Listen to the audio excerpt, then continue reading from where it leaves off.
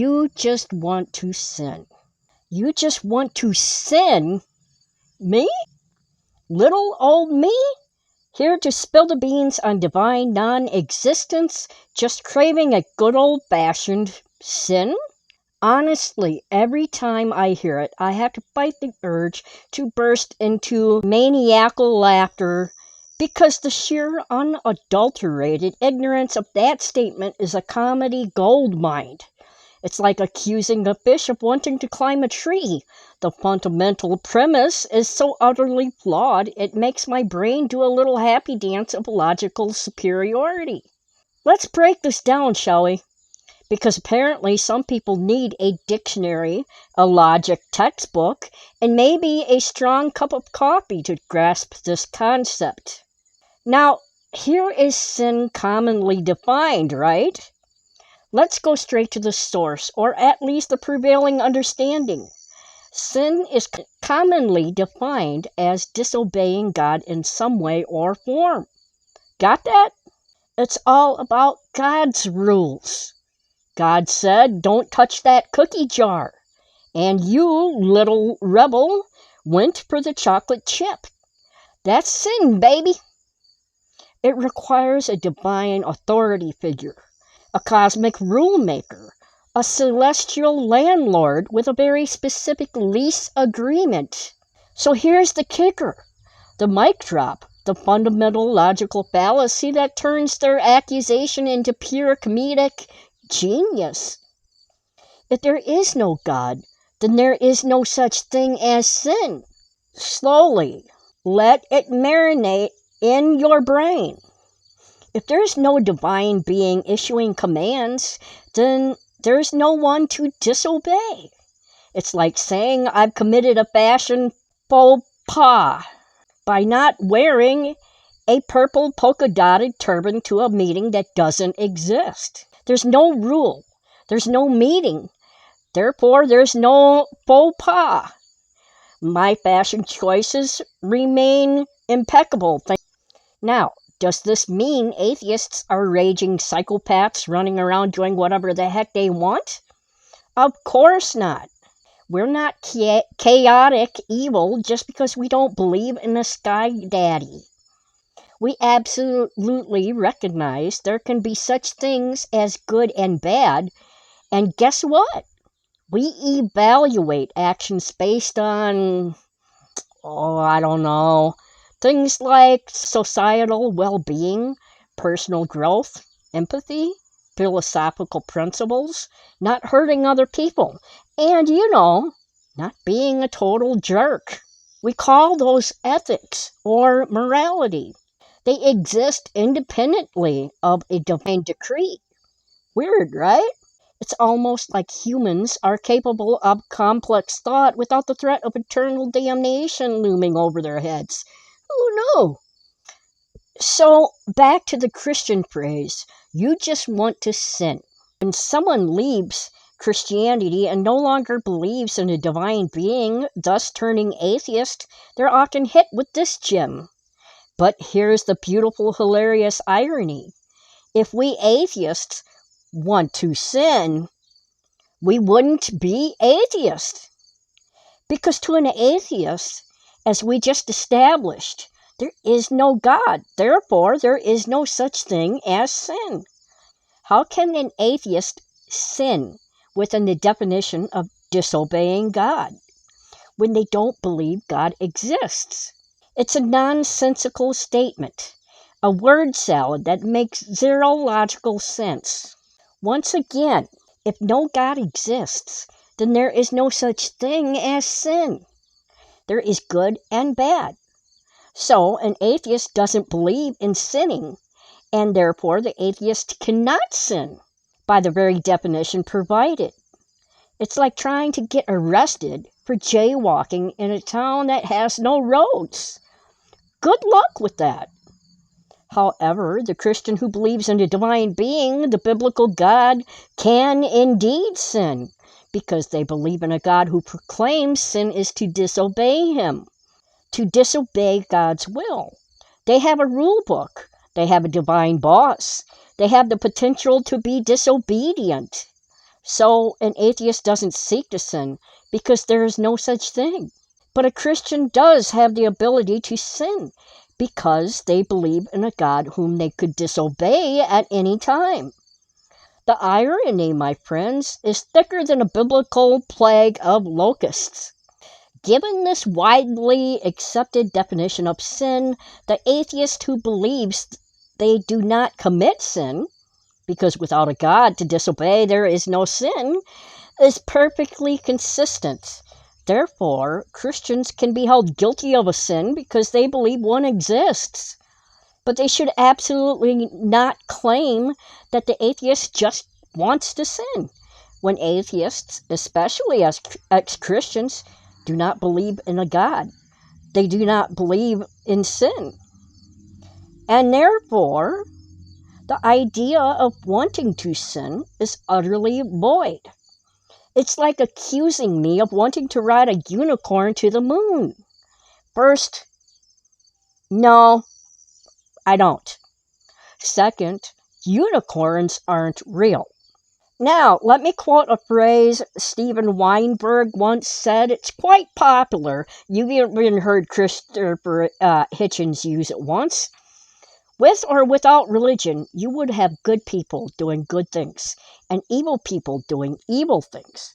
But for good people to do evil things, that takes religion. So, we go on. We go on talking about this whole sin accusation thing. So this accusation is just Christians stereotyping the atheist based on their own belief system and applying those same rules and standards to the atheist and others outside of their belief system. It's projection, plain and simple. I feel tempted by all these sins my God forbids, so you must secretly want to do them too. Nope. We atheists, and other minority religions for that matter, don't have to live by those same standards that Christians do. But do Christians insist that we do? Oh, you bet your sweet biblical peaches they do. And historically, they have always sought to control. Just look at the previous religious wars, the delightful pastime of killing the heretics, which were often the unbelievers and people who did not convert to Christianity, and the torture and killing of the non-existent witches. When I say non-existent, they weren't really witches, they only believed them to be witches. So I say non-existent, there's no such thing as a witch. Who were often just women who knew a bit too much about herbs, or dared to be single. If that's not trying to force conformity, I don't know what is. And in today's world, right here in the United States, we see them forcing their beliefs into the government and our laws as a means to force the rest of us to conform to their belief system's rules, to force us to live by them and deny us our human rights in favor of theirs. It's not about saving your soul, it's about control, and it's insidious. Now, moving on. Let's talk about those Christian denominations who preach all about God is love. Seriously, bless their hearts. They either haven't read their Bibles thoroughly enough, or they've just skipped over the really, really bad parts. In other words, they probably didn't read much of any of the Bible except for certain cherry-picked parts of the New Testament, the crazy stories in Genesis about Adam and Eve, and Noah's flood, which they obviously ignored the very homicidal, violent God who killed most of mankind in the flood. They looked over the whole maniac thing, but they claimed God is love. They've read the story, but they still claim God is love, even though he killed off most of humanity. So, it appears they didn't read much of their Bible, or they just skimmed over the parts they didn't want, and they just cherry-picked parts of the New Testament instead, and love to the crazy stories in Genesis about Adam and Eve and the Noah's flood, where God, in an act of pure, unadulterated love, drowned most of humanity, including babies and puppies. Oh, but God is love and loves everyone, even though he would see you stoned for being a homosexual or see you kill your kid for cursing you out. What a guy. Talk about a dysfunctional relationship. I love you. Now go murder your disrespectful child. Makes perfect sense. And if God is love, how could he watch slaves be beaten and killed, women being raped, people being murdered, children being sexually assaulted, and also watch people starve and suffer from diseases to which he could cure with a snap of his fingers, if he even had fingers? The argument that because there is free will and Adam and Eve committed the first sin, therefore all future generations had to suffer and are sinful, it's just a bunch of metaphorical horse manure. First off, you do not punish your descendants for the crimes you yourself have committed, or in this biblical sense, for sins that you've allegedly committed. That's not justice. That's cosmic child abuse. And it completely undermines the idea of free will when applied to suffering. The argument goes, things happen to good people because there is free will, so the people committing the crimes have free will. But the victims do not have free will, as they did not ask to be raped and or murdered, beaten, etc. So the free will thing goes out the door. So it conveniently explains away the suffering of the powerful while completely ignoring the agony of the powerless. It's a theological cop-out that makes God sound less like love and more like a negligent, absentee landlord. And now we go on to the frequently asked questions. These are perceived questions, questions I think that you might would ask, and this is my answers to each. So, question number 1. So if atheists don't believe in sin, does that mean they have no morals? Absolutely not. The absence of belief in a divine authority doesn't equal a lack of morality. Atheists derive their ethical frameworks from humanistic principles, empathy, logic, societal well-being, and a shared understanding of what causes harm or promotes flourishing. We believe in good and bad actions based on their impact on real people and the world, not on a divine decree. Question number 2. What stops an atheist from doing bad things if there's no God to punish them? Is that the same things that stop most people, regardless of belief, empathy, personal conscience, a desire for a peaceful society, the understanding of consequences, legal, social, and personal, and the realization that harming others ultimately harms oneself and the community. We don't need the threat of eternal damnation to be good neighbors. We choose to be good because it makes the world and our own lives better. Question number 3. Isn't it arrogant for atheists to claim they can't sin while Christians can? And see, I made that claim when I did this video. So now I'm asking the question as if the Christian's asking me. So I made the claim that atheists can't sin. So we're going to answer this. So in answer to your perceived question, this is what I perceive you might ask me. And so here's my answer to that bullshit question. It's that it's not arrogance. It's a logical conclusion based on a specific definition of sin.